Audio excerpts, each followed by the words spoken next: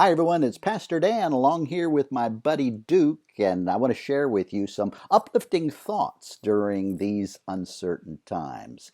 During times like this, I turn to the scriptures, and Psalm 42 seems to put in perspective what I'm going through, and maybe you too will find it helpful.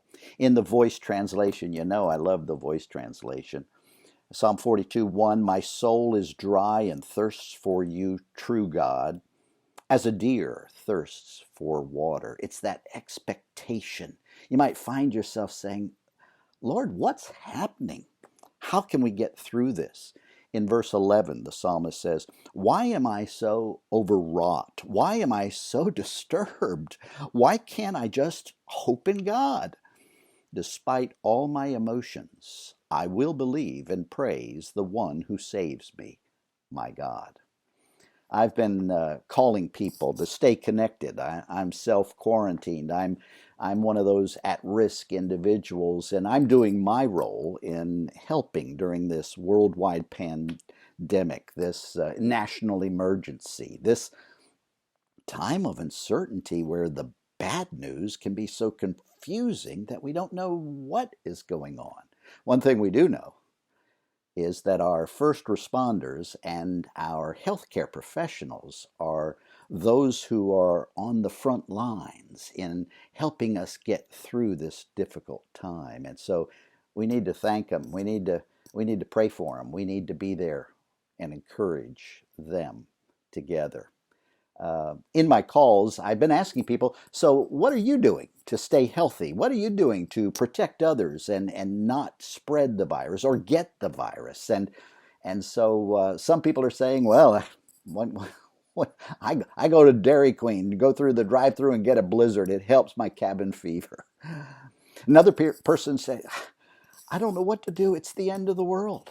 And there's that feeling of being distraught. There's there's so many emotions that we go through and so much fear and anxiety.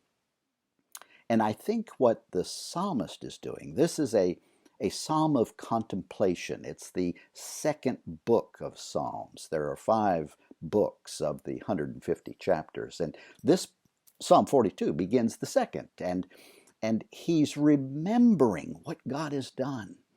And memories can help us. What God has done and is doing and will do, we can get through this together. So I'm on the way to the grocery store, and I'm stopped at a light, and I look over and I see this truck that pulls up next to me, and it's got a boat trailer behind it.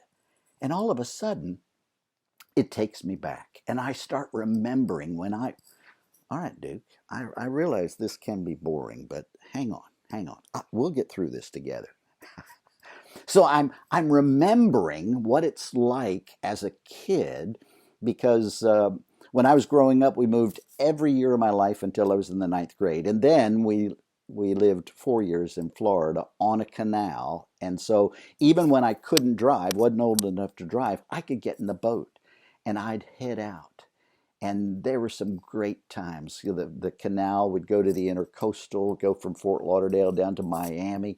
I ran into Joe Namath, Broadway Joe, this big boat coming up, and he stops to get gas right where I was. So I'm sitting at this light, remembering, the happy time, trying to get my mind off of all of the turmoil of today.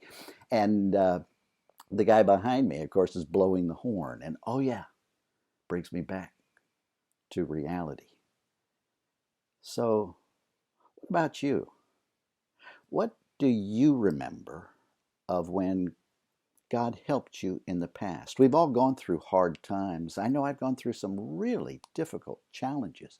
God was there and brought me through it. In fact, the phrase that the psalmist uses in the Voice translation of Psalm 42 is true God.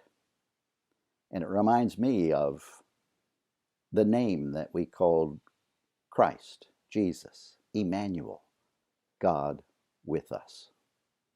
Hey, we'll get through this together with God.